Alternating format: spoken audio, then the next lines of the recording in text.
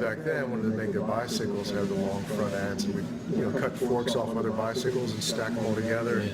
If you could find a guy that could weld and actually weld them together so they wouldn't fall off in the street and crash and break your neck. That's what it would all start. Was back with as a kid with bicycles and soapbox cars and go-karts. When I originally came to New York, it was really for the whole art scene, because I do a lot of painting, illustration, and still doing the painting and all that. While I was still painting, I was working with a bike shop called Psycho Cycles. They hired me on as a mechanic, and that's where I met Larry and Steg and Frank and a bunch of guys there, and it just kind of all went from there. So that's where it all kind of switched over fully into the bike thing.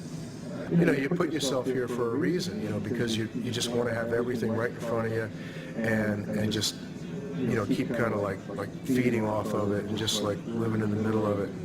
And some people love it and some people hate it. It's definitely one way or the other. There's no real in between. Influences come from architecture, from art, from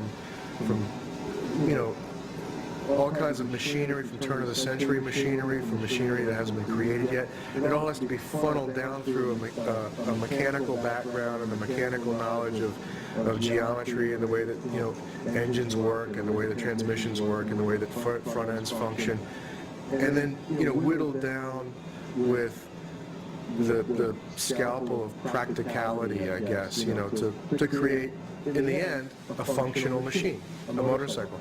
But the initial inspiration just comes from a broad spectrum of sources, and then to feel like you have some level of knowledge to be able to manipulate those sources and make them all work and whittle them down to the final product is something that I find very rewarding. And it's always exciting to learn more, and the journey is just as rewarding as the end result. What turns me on as far as what I do and what I like to do, and whether it's the bikes or the mechanics or the leather or the fabrication or the knife making that I do a lot of, or engine building or whatever. When people ask, it ends up kind of difficult to give one answer. So I end up all over the place when people expect you to say that you do one thing, and I just don't, but I don't say that.